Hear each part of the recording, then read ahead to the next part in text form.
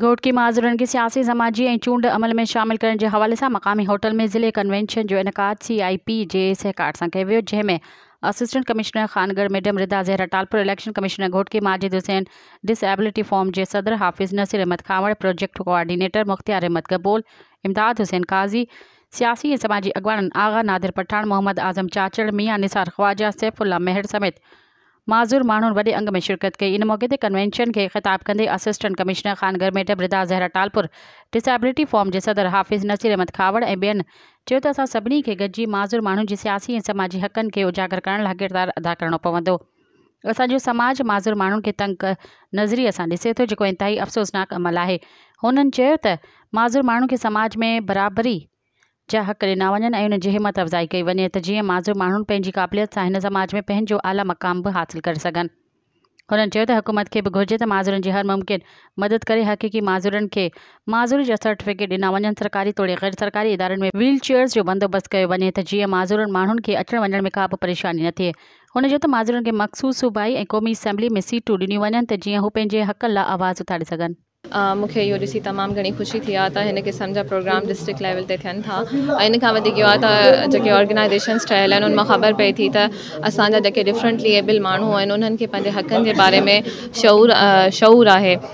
इन खां अलावा आउं इहो चवणु चाहींदसि त जेके असांजा डिफरेंटली एबल माण्हू आहिनि उहे जेके आहिनि थोरो तालीम ते वधीक ध्यानु ॾियनि, छो जो जॾहिं उहे तालीम जेको आहे प्रॉपर तालीम हासिलु कंदा त जेके असांजो एतिरियूं सारियूं नौकरियूं जेके आहिनि सिर्फ़ु इन करे ख़ाली वञनि थियूं हलियूं हर साल, छो जो उन में केरु अप्लाई कोन थो करे। त अॼु हिन प्रोग्राम ऐं हिन फॉरम जे थ्रू बि मूं उन्हनि खे इहो ई मैसेज ॾिनो त तव्हां पंहिंजे हुनर ते कमु करियो ऐं इनशाला जॾहिं असांखे हिननि ई माण्हुनि मां हुनरमंद माण्हू मिलंदा त डिस्ट्रिक्ट एडमिनिस्ट्रेशन वारा ऑफकोर्स उन्हनि जी मदद बि करणु चाहींदा ऐं असां जेको आहे सुठे लेवल जूं वॾियूं एग्ज़िबिशन्स बि हणाईंदासीं जंहिंमें नेशनल इंटरनेशनल माण्हुनि खे बि असां घुराए इहो ॾेखारींदासीं त असांजा जेके डिफरेंट एबल माण्हू आहिनि उहे बि कंहिंखां घटि कान्हनि खे। ऐं उन्हनि खे इहो ई पैगाम ॾींदसि त महिनत में अज़मत आहे, तालीम ते फोकस करियो। ॾिसो असांजी पंहिंजी बैच में जेके आहिनि डिफरेंटली एबल असिस्टेंट कमिश्नर्स मौजूदु आहिनि, इन करे अगरि उहे जेके आहिनि पंहिंजी हर जेको आहे चैलेंज खां अलावा माना चैलेंज हूंदे सूंदे बग़ैर उहे असिस्टेंट कमिश्नर थी सघनि था त तव्हांखे कंहिं बि शइ कोन रोकियो आहे, महिनत करियो। ऐं उमेद थी करियां त घोटकी मां मूंखे अहिड़ा असिस्टेंट कमिश्नर्स, अहिड़ा डिप्टी कमिश्नर्स, ASPs ऐं डिफरेंट ऑफिसर्स नज़र ईंदा।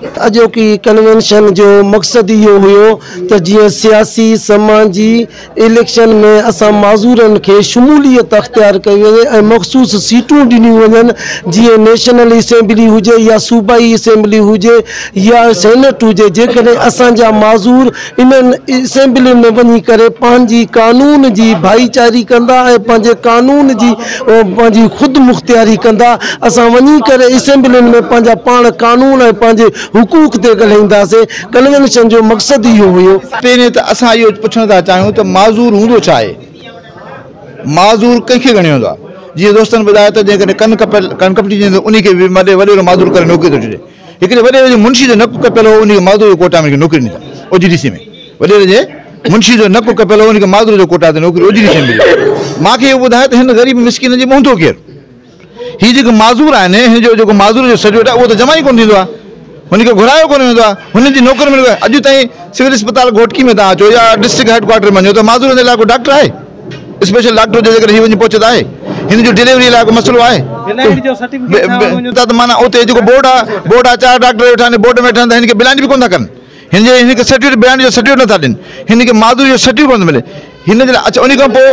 किथे बि तव्हां पब्लिक जॻह ते वञो, किथे बि पब्लिक्स में वञो त हिन जे लाइ का जॻह मख़सूस आहे त माज़ूर आयो आहे त कोई स्पेशल माज़ूर आयो आहे की इज़त सां विहारियूं न, हीअ हेठि वेठो हूंदो,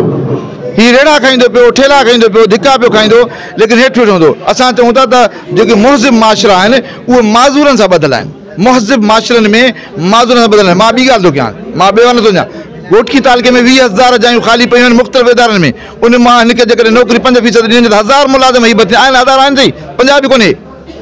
हिनखे नौकरी मिली वञनि, पर खणण लाइ तयारु कोन्हे, पर हिन जी पंहिंजी बि ग़लतियूं आहिनि। असां चऊं था त कुझु हीअ पंहिंजो ग़लतियुनि खे बि दुरुस्त कनि। त माज़ूर जे लाइ तालीम अहम आहे। ॿियो असां हासिल मक़सदु इहो कयोसीं त माज़ूर जेको आहे हुनुर सिखे, हुनुर अहम आहे। पहिरियों खे असां ख़तमु कयोसीं ऐं हिन मूं